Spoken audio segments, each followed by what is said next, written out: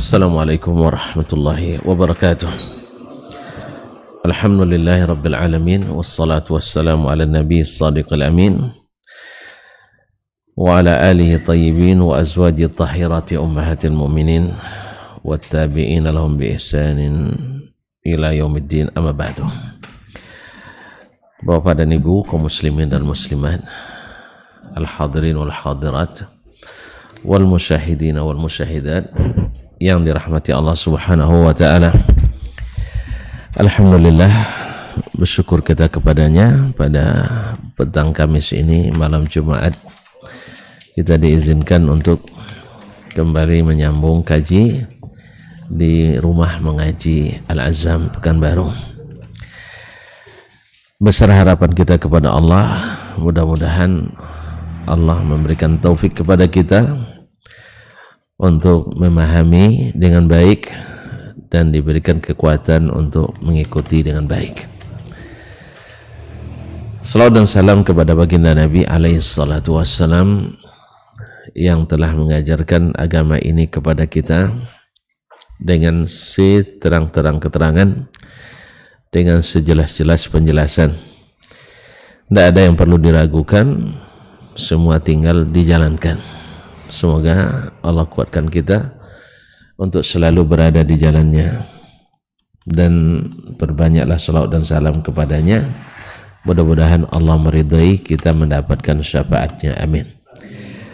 Kaum muslimin, kaum muslimat, rahimanillah wa iyyakum, masih bersama al-usul allati bana 'alaiha ashabul hadis da'watahum ila Allah. Landasan dakwah ahli hadis. Kita masih pada landasan kedua, talabu al-ilmi, bahwa setelah kita beriman, menuntut ilmu. Jadi memang iman didahulukan dari ilmu. Al-imanu qabla al-imanu qabla al-ilm. Al-imanu qabla al-ilm, gitu, beriman pada Allah dan Rasul, beriman pada Al-Quran dan Sunnah. Habis itu kita menuntut ilmu Al-Quran dan Sunnah, seperti yang dijelaskan oleh para sahabat. Kunna nata'allamul iman qabla an nata'allama Al-Quran. Kami dulu belajar iman dulu sebelum belajar Al-Quran. Thumma ta'allamna Al-Quran, kemudian kami belajar Al-Quran. Fazdadna bihi imanah, sehingga kami bertambah iman kepadanya. Kaum muslimin dan muslimat dirahmati Allah, sudah dibahas tentang apa ini maksud dengan talabul ilmi dan apa saja ilmu yang harus kita tuntut, serta terbagi berapa ilmu tersebut. Ada yang menuntutnya fardu, ada yang menuntutnya tidak fardu. Yang fardu pun ada yang fardu ain, yang tak dapat tidak setiap orang, setiap individu mesti melakukannya. Dan sudah jelaskan juga belum nulis tentang ada ilmu-ilmu yang menuntutnya adalah fardu kifayah. Fardu kifayah. Nah, sekarang agar orang bersemangat menuntut ilmu itu, tentu harus ada keutamaannya. Ya, kita semangat bekerja karena ada keutamaannya. Itu dapat gaji, ya sudah itu dapat berbini. Nah, ya kan, dapat gaji, dapat berbini, nah, dapat bini, dapat pula anak dan sebagainya. Makanya semangat kita bekerja. Kalau hanya ngumpul piti saja tidak dapat bini, tidak semangat kerja. Nah, oleh sebab itu kaum muslimin dan muslimat dirahmati Allah, nah kita nuntut ilmu ni apa fadilatnya, apa keutamaannya? Berkata Syekh hafizahullah, fadlu talabil ilmi, keutamaan menuntut ilmu sebagai motivasi, dorongan dan semangat agar kita tak pernah berhenti walaupun kita sudah sampai ke tingkat strata tertinggi. Tidak ada istilah berhenti dalam menuntut ilmu karena fadilatnya yang sangat besar. Wa yara ahlul hadis li talabil ilmi fadlan 'aziman la yuwazihi fadl. Al-hadis melihat bahwa menuntut ilmu itu memiliki keutamaan yang besar yang tidak bisa ditandingi oleh keutamaan apapun. iz alaihi al-i'timadu fil ibadat wal i'tiqadat wal muamalat, sebab berdasarkan ilmu lah dibangun ibadat-ibadah, keyakinan-keyakinan dan muamalat, yaitu interaksi sesama kita. Kalau tak berilmu, maka rusak segalanya, rusak ibadah, rusak akidah, rusak muamalah. Seperti yang kita saksikan, masyarakat jahiliyah dulu hanya mengandalkan pikiran dan perasaan, akhirnya lahir ibadah-ibadah jahiliyah, lahir keyakinan-keyakinan jahiliyah, lahir muamalah-muamalah jahiliyah. Akibat apa? Tidak ada ilmu. Maka Syekh mengatakan wa kadzalika fahuwa miftahus sunan, dan menuntut ilmu itu menjadi kunci yang membuka kepada kita sunnah-sunnah Nabi sallallahu alaihi wasallam. Wal jahlu miftahul bidah, dan kejahilan menjadi kunci pembuka bid'ah. Jadi kalau nak dapat bid'ah cukup jahil saja. Tapi kalau nak dapat sunnah harus berusaha menuntut ilmu. Makanya berat. Kau tak akan sanggup kan? Ya, menuntut ilmu itu berat. Maka disejajarkan dengan jihad. Disejajarkan dengan jihad fisabilillah. Bahkan disebut jihad fisabilillah oleh Nabi alaihi salatu wassalam. Tidak ada jihad yang ringan. Menyebut nama jihad itu tuduh radikal. Apalagi sudah menyebut nama jihad aja, iya kan? Dah takut orang, apalagi betul-betul berjihad. Nah, sampai orang mengatakan jihad tak boleh dibahas lagi. Yang tak dibahas nanti lahir orang-orang jahat atas nama jihad. Maka harus dibahas, dijelaskan mana jihad, mana jahat.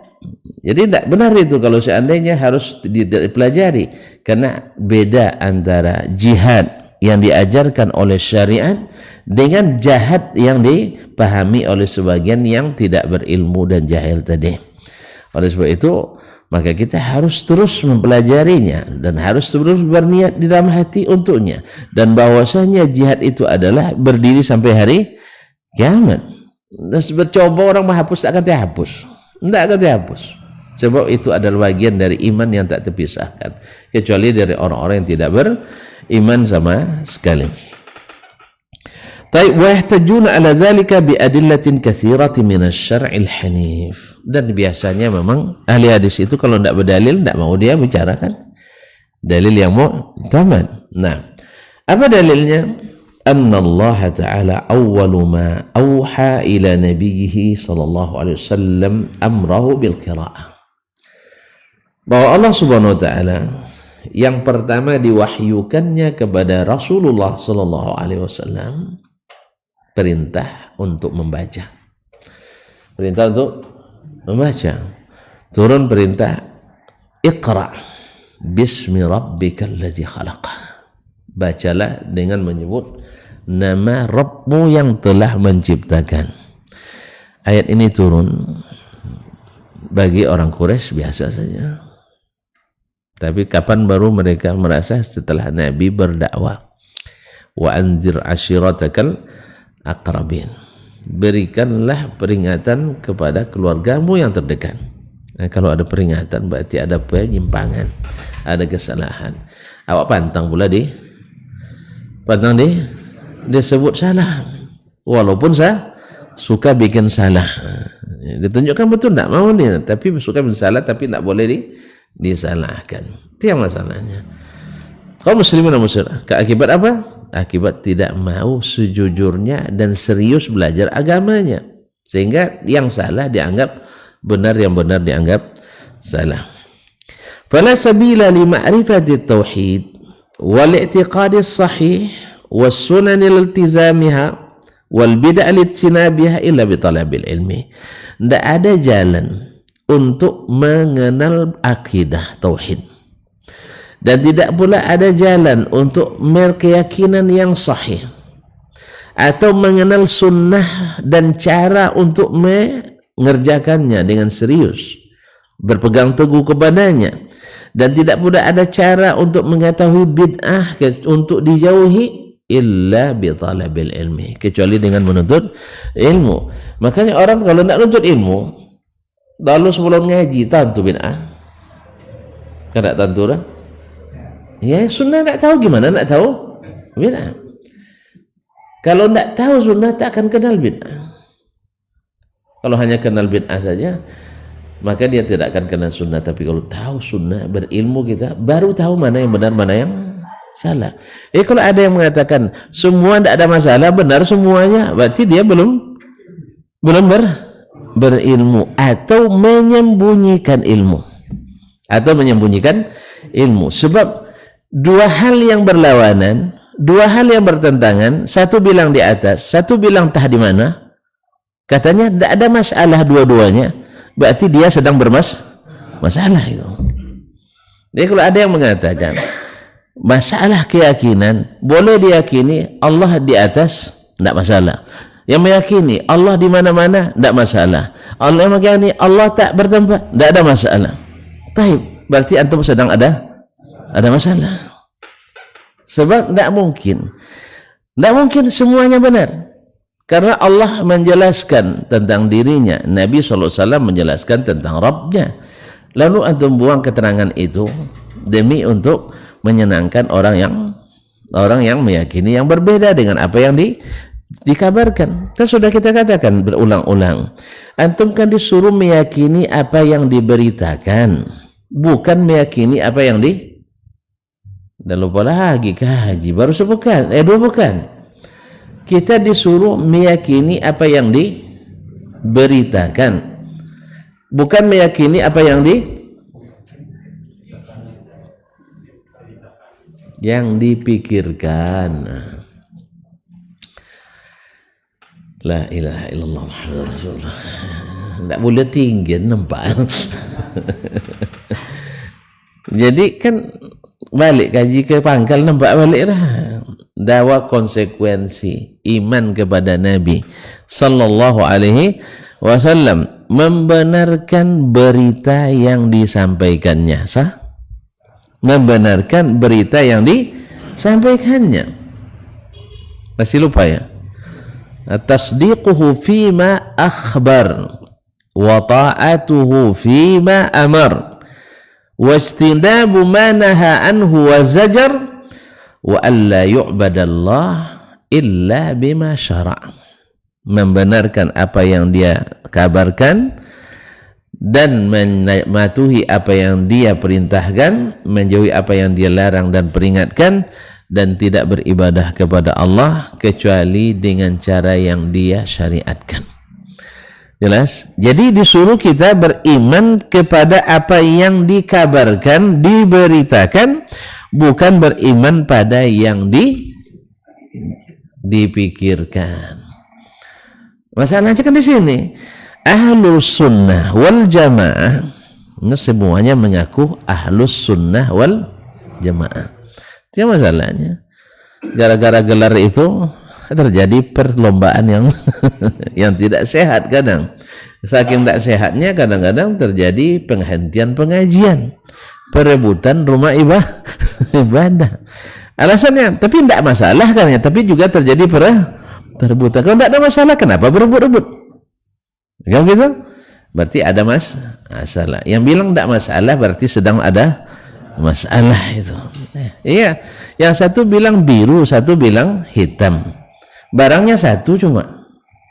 Berarti dua-duanya benar. Berarti antum sedang bermasalah. Tidak. Jadi oleh itu kaum muslimin dan muslimat, kalau orang yang bermasalah tak akan pernah menyelesaikan masalah, justru nambah masalah. Ini ada sebagian orang, ada seorang pejabat, anak buahnya bermasalah, kalau kasusnya dibawa ke dia tambah masalah. Tambah masalah. Oleh sebab itu anak buahnya bilang, anda usahlah sampaikan ke beliau, biar kita aja yang selesaikan. Apa sebab? Nanti kalau sampai ke beliau tambah masalah. Jadi ada sebagian orang, ya, dia bermasalah lalu digadukan kepadanya masalah, menambah masalah.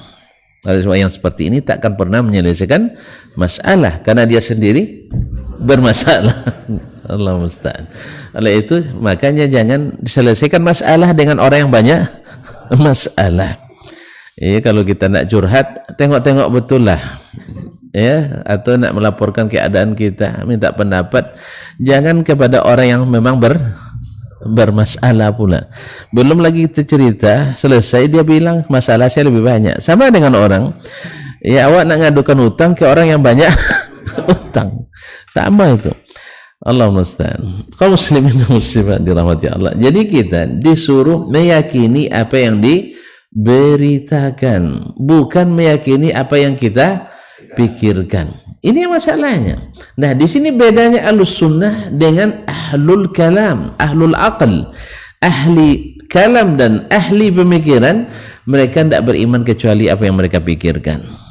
Masuk pikiran, diterima. Kalau tak masuk, tidak diterima. Hanya datang terus ayat datang, hadis sebanyak-banyaknya, akhirnya hilang pikiran. Akhirnya apa yang terjadi? Kalau gitu ini kajian harus dihentikan. Itu lagi. Jadi karena habis dalil, akhirnya yang bicara, ya habis hujjah, yang bicara adalah, akhirnya terjadi apa kekerasan. Dan sallallahu alaihi afiyah. Kaum muslimin dan muslimat dirahmati Allah. Jadi tidak ada jalan untuk mengenal tauhid dan akidah yang sahih serta mengenali sunnah untuk diikuti dan diteguni, dan mengenal bid'ah untuk dijauhi kecuali dengan ilmu. Semakin berilmu orang, semakin kenal dia dengan sunnah. Nah, semakin dia kenal, maka semakin tahu dia mana yang sunnah, mana yang bid'ah. Kalau dia tidak bisa membedakan keduanya, berarti dia sedang bermasalah. Dia bermasalah dengan pemahamannya terhadap sunnah, atau dia bermasalah kalau didirikan sunnah, dia sedang menghadapi masalah. Masalah ini banyak. Kadang terganggu apanya? Bapak yang bilang saya dah. Nah, terganggu. Ada terganggu, pokoknya ada terganggu lah. Orang kan pada umumnya kan tidak siap terganggu, tidak siap terganggu. Akhirnya karena saking tidak siap terganggu, mengganggu orang. Nah, itu masalahnya. Akhirnya karena selalu tidak siap terganggu, akhirnya mengganggu orang. Nah, asal dibisikkan orang sedikit, dia pun menjadi garang. Nasallallahu alaihi wasallam. Wa qala subhanahu. Kemudian berfirman Allah Subhanahu wa taala, wa qur rabbi zidni ilma. Taha 114. Katakanlah ya Rabbi, tambah ilmuku.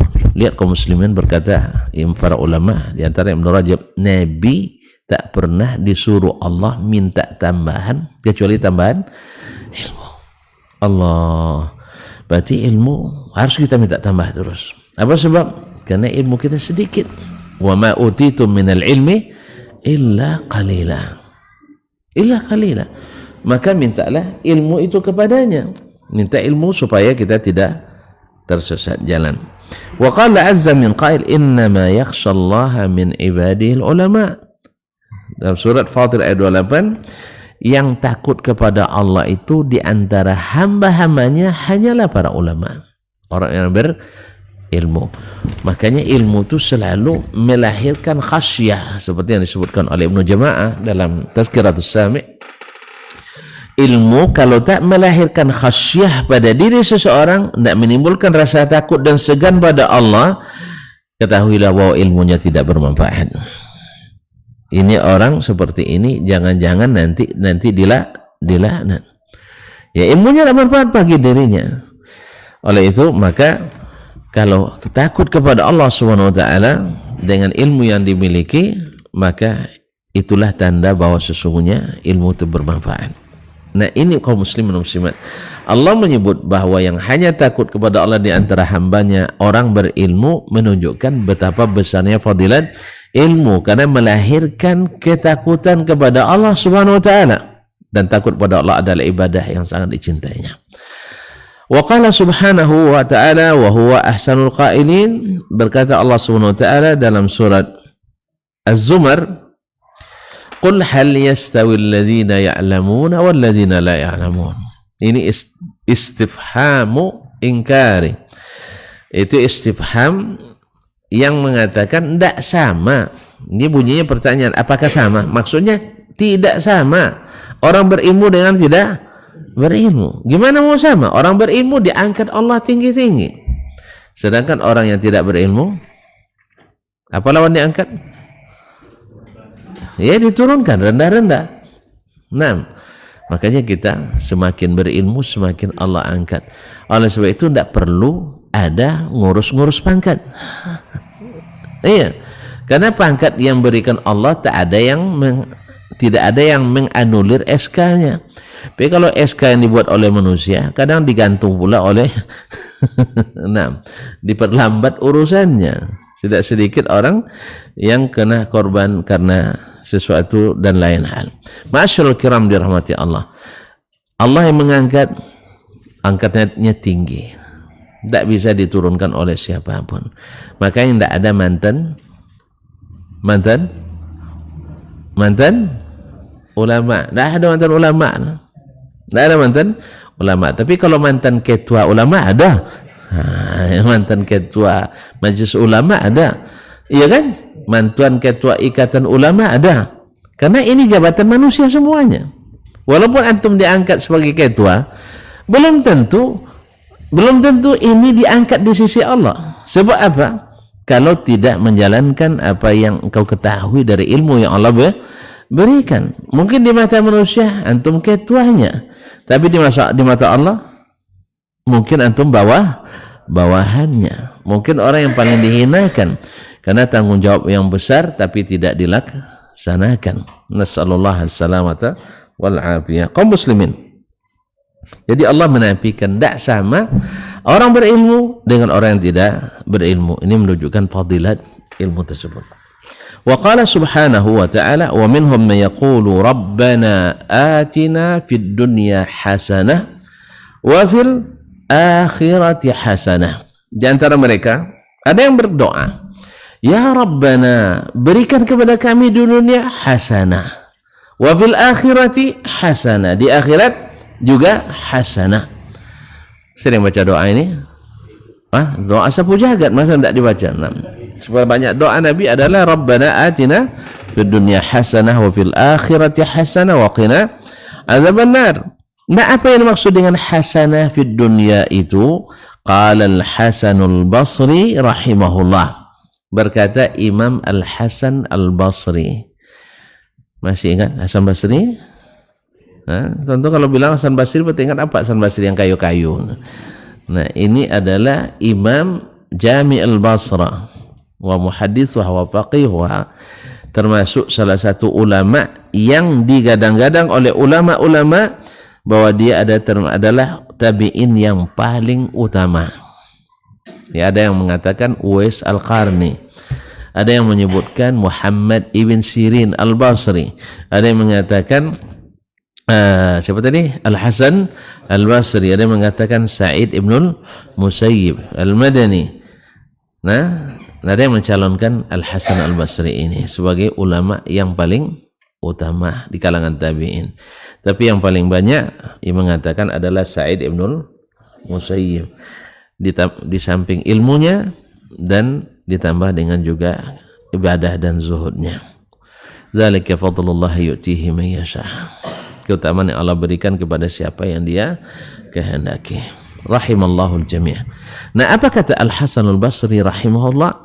Al-hasanatu fid dunya, yang kita minta kepada Allah hasanah di dunia itu adalah al-ilmu wal ibadah. Al-ilmu wal ibadah, ilmu dan ibadah. Apa pula dia dipisahkan ilmu dengan ibadah? Ini tanda bahwasanya tidak setiap ilmu itu melahirkan ibadah bagi orang. Ada orang yang asyik menuntut ilmu tetapi kurang ibadahnya. Maka disebutkanlah oleh Al-Hasan Al-Basri ilmu dan ibadah secara terpisah. Walaupun untuk ilmu itu sendiri juga sudah ibadah, tapi tidak sedikit Orang yang asyik menuntut ilmu kadang lupa mendirikan ibadah-ibadah. Tentu saja yang dimaksud di sini ibadah-ibadah yang sunat tambahan. Yang wajib tidak bisa tinggal saya. Jangan karena nuntut ilmu, salat zuhur Pak, awak nuntut ilmu yang kan ya. Nuntut ilmu enggak. Maksudnya ibadah-ibadah yang tambahan tadi. Kalau yang wajib-wajib sama semuanya, tidak ada lebihnya. Sah? Semua kita sama, tidak ada kelebihannya. Nah, kaum muslimin dan muslimat, wa fil akhirati, hasanah yang di akhirat itu kata beliau adalah al jannah. Jadi ilmu yang melahirkan ibadah tentu melahirkan hasanah di akhirat, yaitu surga. Itulah yang kita minta. Makanya ujungnya waqina adzabannar. Jauhkan kami, pelihara kami, jaga kami jangan sampai masuk neraka. Karena kalau sampai masuk neraka tidak dapat surga. Oleh sebab itu maka hasanah di akhirat itu adalah surga. Masya Allah. Allahumma sayyiban nafi'an mutirna bi fadli wa bi rahmatih. Wa amma adillatus sunnati fi dzalika fa katsiratun jidda. Sedangkan dalil-dalil dari sunnah Nabi tentang fadilat menuntut ilmu itu sangat banyak. Minha, di antaranya hadis Muawiyah bin Abi Sufyan radhiyallahu anhuma qala sami'tu an-nabiy sallallahu alaihi wasallam yaqul, saya mendengar Nabi sallallahu alaihi wasallam bersabda, may yuridillahu bi khairan yufaqihu fid din. Siapa yang Allah hendaki baginya kebaikan, Allah jadikan dia faqih dalam agama. Nah, setiap orang yang Allah beri pemahaman yang benar dalam agama, Allah ingin baik baginya. Setiap orang yang Allah berikan pemahaman yang benar agama, Allah inginkan kebaikan baginya. Gimana tidak? Ya, bagaimana tidak? Faqih dalam beragama, karena faqih agama itu akan melahirkan amal-amal, melahirkan ibadah-ibadah. Kita kan semangat beribadah itu lahir karena pemahaman yang benar terhadap ilmu tadi. Beda masyarul kiram yang dirahmati Allah. Dulu ketika kita di pondok misalnya belajar tentang hadis-hadis, dihafalkan, dipelajari, tapi semangat mengamalkannya tidak timbul. Ya, tidak timbul. Padahal kita ya seumur mereka ini dulu kan. Waktu belajar itu seumur orang ini. Kenapa tidak timbul? Karena pemahaman tadi, ilmu itu hanya sekedar untuk diketahui, bukan untuk diamalkan. Apalagi kalau tahu hukumnya cuma sunat. Ya, kalau wajib pun kalau bisa disunatkan. Nah, ya, sehingga banyak dalil yang disunat. Nasallallahu alaihi wasallam. Baik, kayaknya azan dulu, habis itu kita sambung.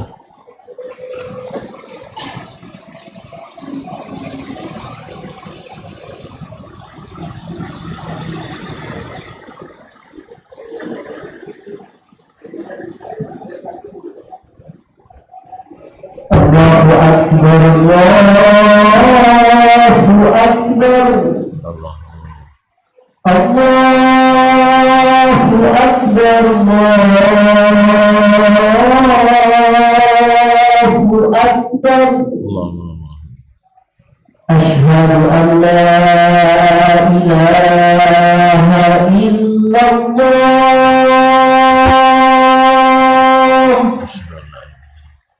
Asyhadu an la ilaha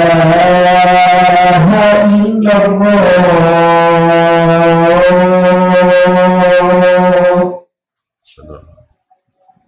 Asyhadu anna Muhammadar Rasulullah.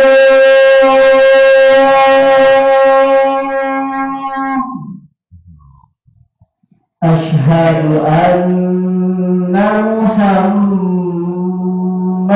Rasulullah.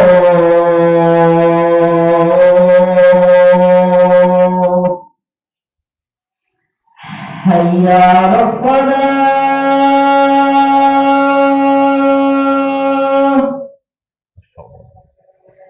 hayya 'alas salat.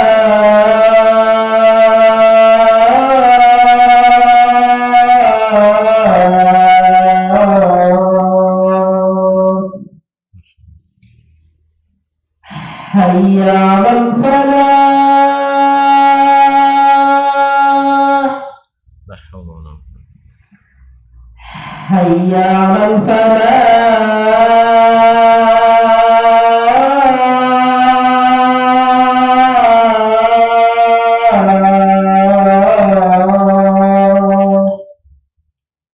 الله أكبر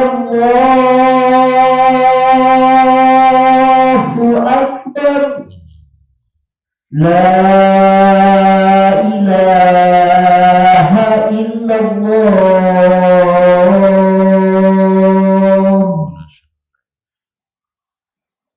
اللهم صل على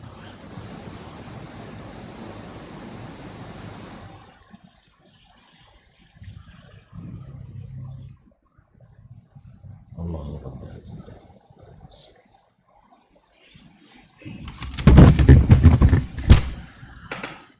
Ma'asyiral muslimin, ma'asyiral muslimat, rahimanillah wa iyyakum. Jadi Allah yang inginkan baginya kebaikan, Allah jadikan dia faqih, jadi paham beragama, dan jalan untuk itu adalah talabu al-ilm. Allah SWT juga menyebutkan falaula nafara min kulli firqatin minhum ta'ifatun liyatafaqahu fid din. Hendaknya ada dari setiap golongan sekelompok yang pergi keluar menuntut ilmu untuk tafaqquh fid din, dan pulang waliyunziru qaumahum, untuk mengingatkan kaum mereka. Berarti pulang itu jangan bawa yang seperti dulu lagi. Ya, maksudnya kalau ada yang perlu ditambahkan, perlu diperbaiki. Karena ilmu pasti akan membuat kita mengetahui mana yang keliru, mana yang tidak. Makanya sampaikan, ingatkan kaum kita supaya mereka la'allahum yahzarun, supaya mereka berhati-hati dalam beribadah. Sebab masalahnya amalan ini nanti akan ditimbang, amalan ini akan dihitung. Ya, supaya hitungannya lengkap, jangan ada yang kurang, maka perbaiki yang kurang-kurang, luruskan yang bengkok-bengkok. Dan biasalah, yang namanya masyarakat, yang namanya manusia, pada awalnya susah menerima. Kita kan juga dulu seperti itu, ya. Sahabat juga dulu awalnya seperti itu sebagian. Allah SWT juga mengingatkan mereka bahwa sesungguhnya kalian dulu juga seperti itu, famanallahu alaikum. Lalu Allah berikan minna, karunia pada kalian sehingga kalian beriman. Demikian juga kita awalnya, sebelum kita mengetahui lalu diberitahu, lah luar biasa, lama mandang ke wajah ustaznya. Apa pula kajian dibawa orang Madinah nih? Madinah itu tuduh terus kan? Ya, tidak pernah kami dengar sejak dunia terkembang, tidak ada dengar kaji seperti ini katanya. Kan sejak dunia terkembang, tak kapan pula dia lahir dunia terkembang. Tapi begitulah lebih kurang. Kita diantaranya, iya kan? Antum langsung ngangguk-ngangguk kan? Tidak kan? Berontak dulu pasti. Masih berontak dulu. Apa sebab? Ada sejak nenek, datu kita, nenek kita, guru kita, buya kita, dan ngajar begitu, tiba-tiba datang anak kecil ini, ya kan?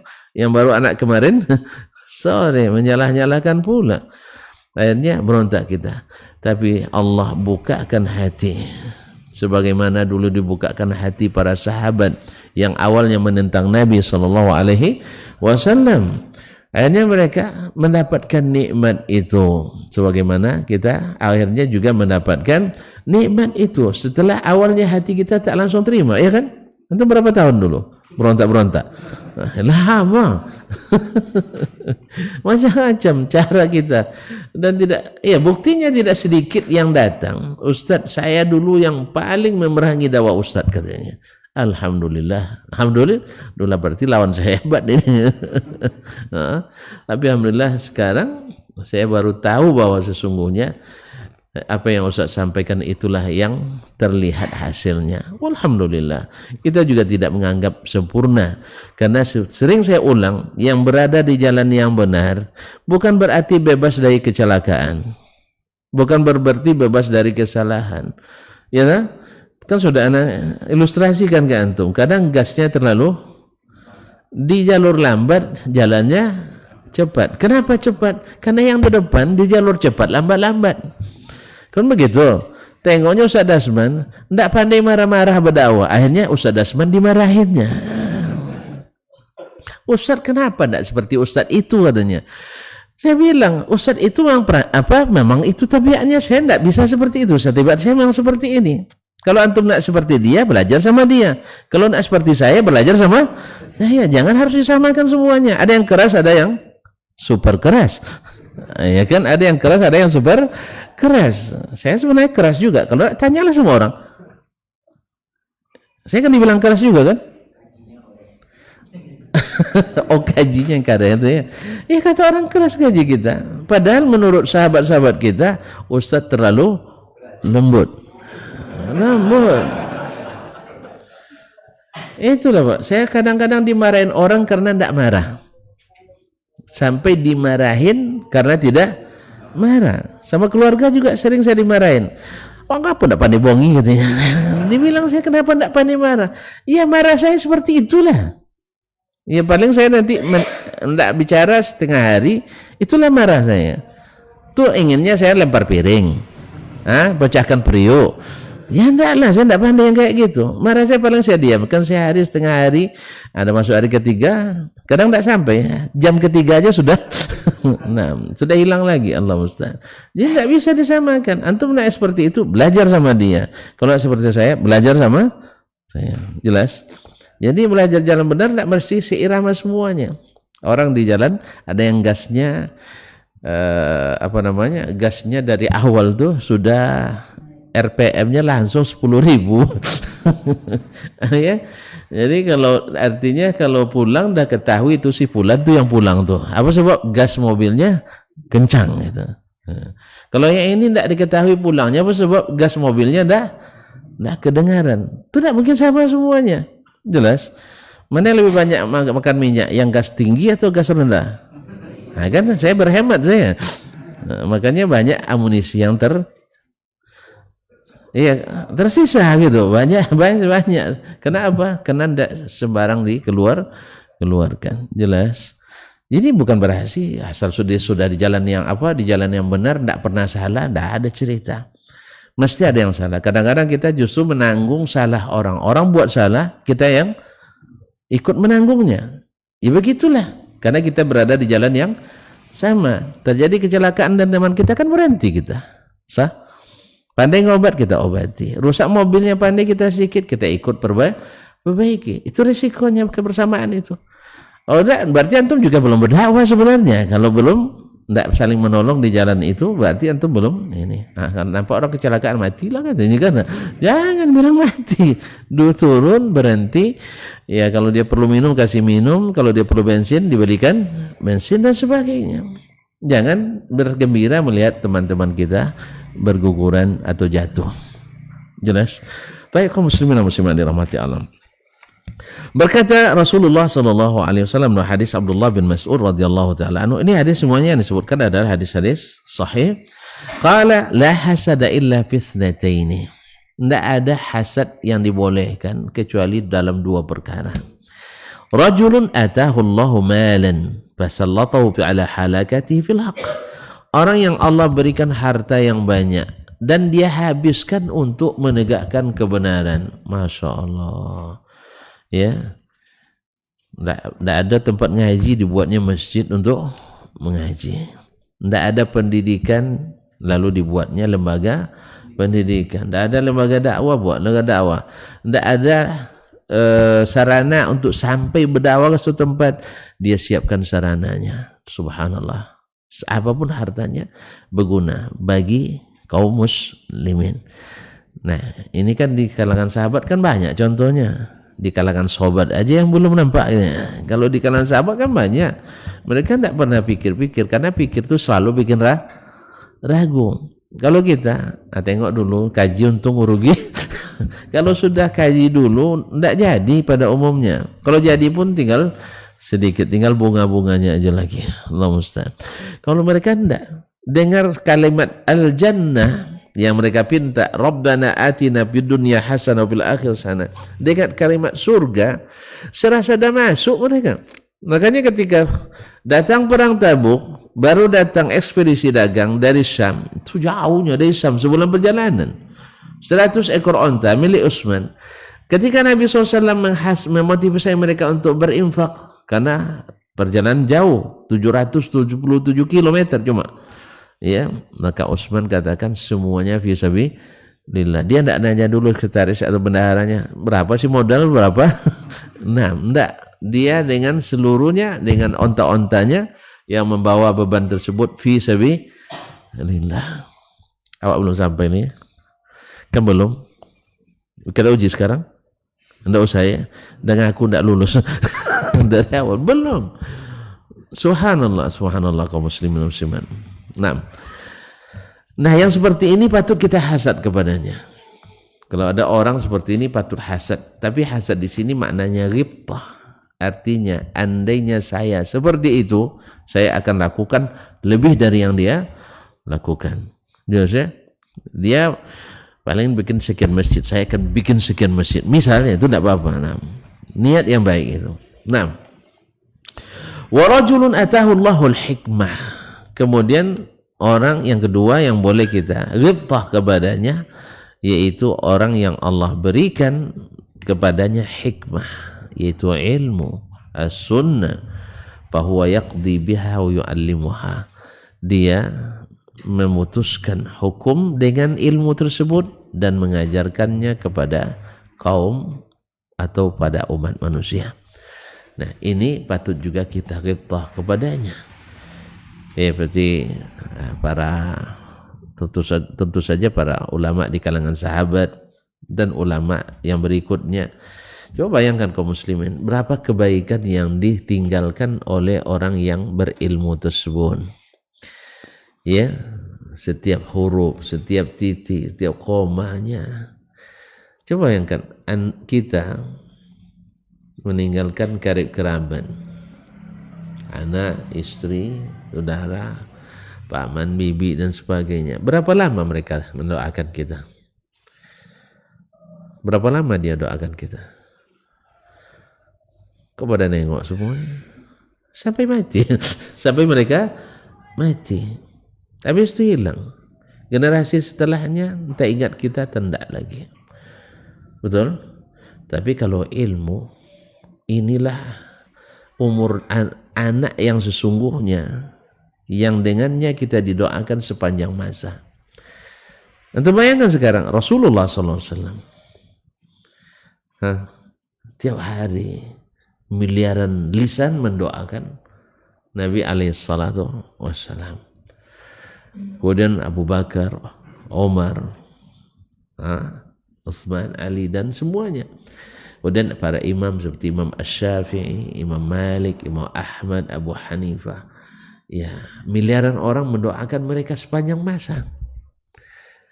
Padahal karib kerabat Imam Syafi'i masih mendoakan dia. Karib kerabat Imam Syafi'i masih mendoakan dia. Dah hilang mereka.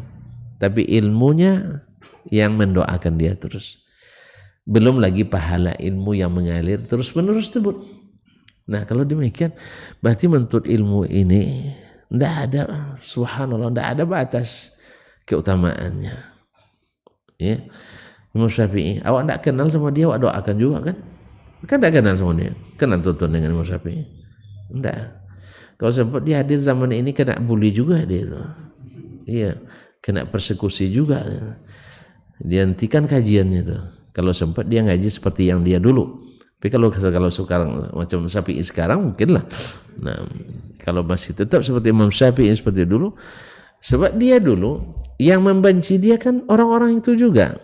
Ya, orang-orang yang tidak mengimani yang diberitakan, tapi yang dipikirkan. Mereka juga yang menghadang dakwanya Imam Asy-Syafi'i rahimahullah. Cuman waktu itu ahlu sunnah lebih dominan dari ahlu bidah. Itu aja bedanya. Nah, tapi ketika mereka berkuasa seperti di masa Khilafah Abbasiyah, Imam Ahmad yang teruk dibuat oleh mereka. Imam Ahmad teruk dibuat mereka. Kalau itu masa Imam Syafi'i kan, Imam Syafi'i min Ahlil Bait, Bani Abbas min Ahlil Bait. Jelas? Sehingga Imam Syafi'i tidak, artinya walaupun mereka benci padanya, tapi Imam Syafi'i punya, kalau dalam bahasa ilmu politiknya, hasana diplomasinya, hak imunitas. hak imunitas seperti anggota dewan. Nah, karena penguasa-penguasa banyak dari Ahlul Bait, dari Ahlul Bait, dan Imam Syafi'i min Ahlul Bait, dari keturunan Al-Muttalibi. Jelas? Tidak jelas. Pergi lagi ke sana, lama nanti untuk menjelaskannya. Cari nanti nasab Imam Syafi'i, atau ikut kajian saya Adabus Syafi'i, insyaallah taala. Pokoknya kita Syafi'i semuanya. Dah, kita mazhab kita Syafi'i, tapi bukan KW katanya. Ya, bukan KW tapi asli. Allah musta'an. Kaum muslimin dan muslimat dirahmati Allah. Antum bilang pula berarti Imam Syafi'i enggak asli ya? Antum ya asli. Nah, saya bukan sedang menanulir orang. Saya berusaha untuk langsung menerima ilmu Imam Syafi'i seperti yang dia tuliskan, dia torehkan. Kalau saya salah paham, tolong antum perbaiki ya. Kan enggak masalah. Itu yang enggak masalah tuh.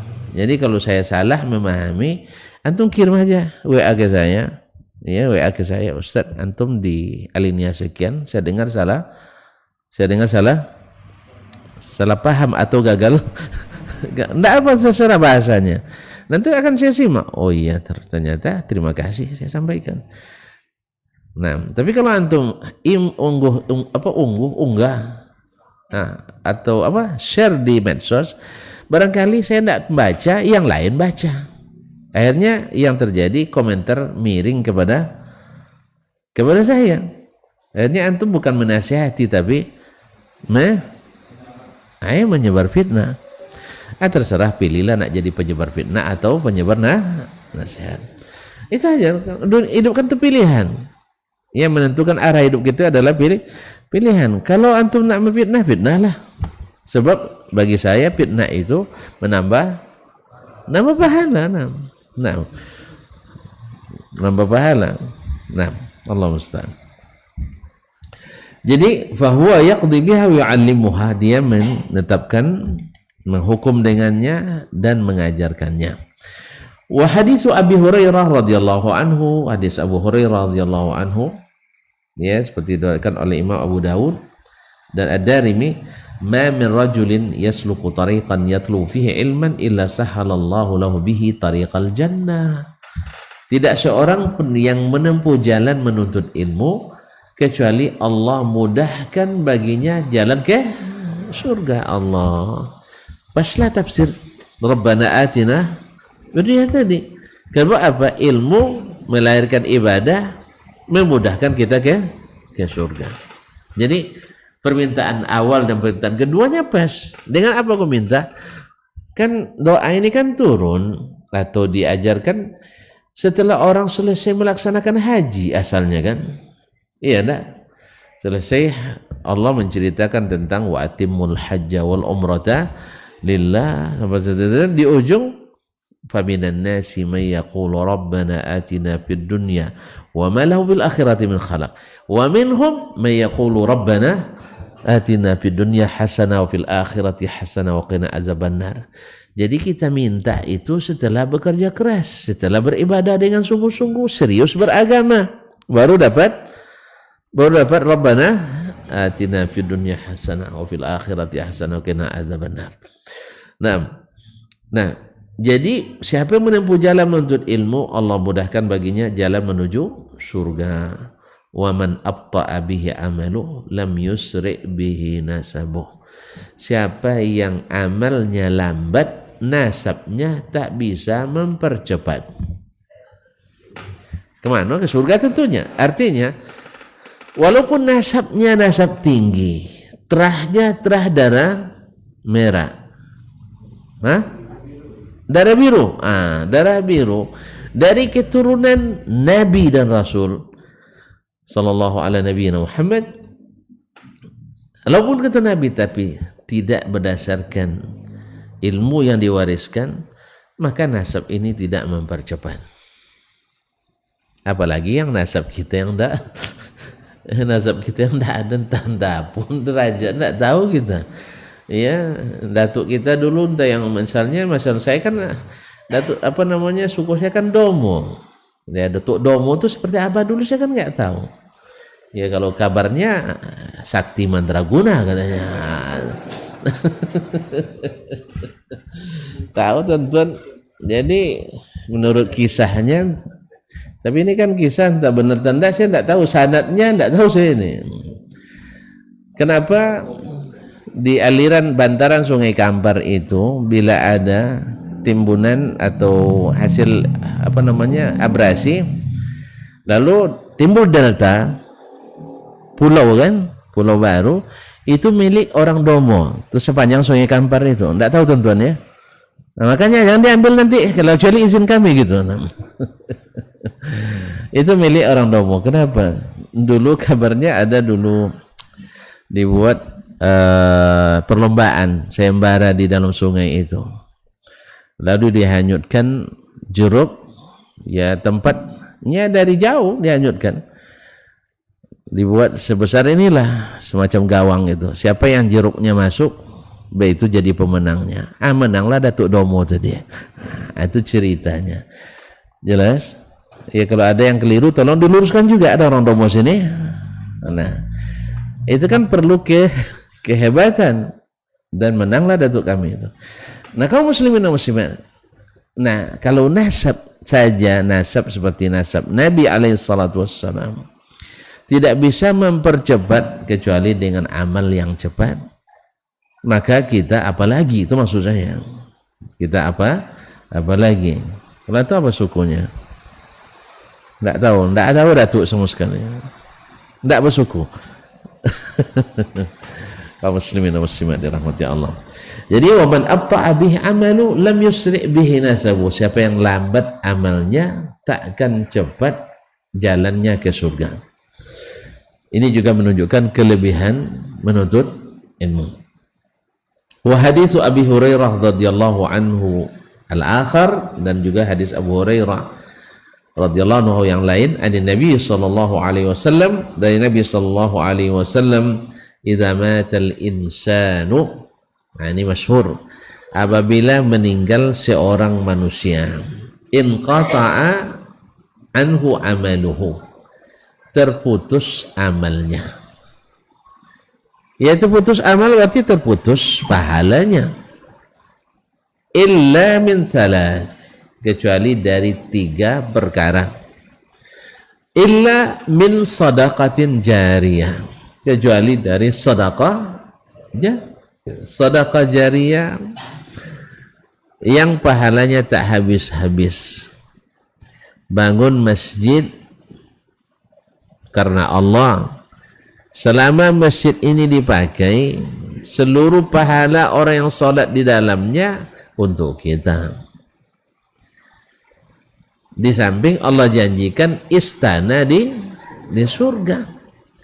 Orang berzikir di dalamnya, kita dapat pahalanya juga, karena kita menyiapkan fasilitasnya. Bahkan makan pun orang di dalamnya, makan berpahala enggak?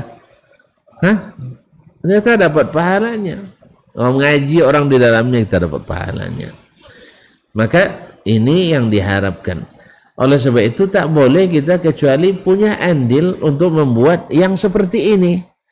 Tidak bisa masjid, sekolah, rumah-rumah yatim yang bisa lama tahannya. Bahkan kita buatkan sumber air minum, atau mushaf yang kita bagi-bagikan, atau telaga untuk kaum muslimin. Selama masih dimanfaatkan, maka kita akan mendapatkan pahala jariyah tadi, sedekah jariyah. Bahkan jalan yang dibangun, yang dilalui orang menuju ke rumah Allah, bahkan untuk berbuat apapun asal tidak maksiat. Ya, kalau maksiat kan tidak mau kita diwariskan kan? Nah, tapi tujuan kita adalah untuk memudahkan jalan umat manusia, maka akan mengalir pahalanya setelah kita meninggal. Au ilmin yuntafa'u bihi, atau ilmu yang dimanfaatkan. Ini di sini lafta, saya ingin selalu ingatkan kita, ilmu yang dimanfaatkan, bukan ilmu yang bermanfaat, karena pada dasarnya ilmu itu bermanfaat. Tapi ilmu yang dimanfaatkan apa maknanya? Kita ajarkan anak-anak kita salat, lalu mereka salat dengan ilmu yang kita ajarkan. Itu ilmu yang bermanfaat, yang dimanfaatkan.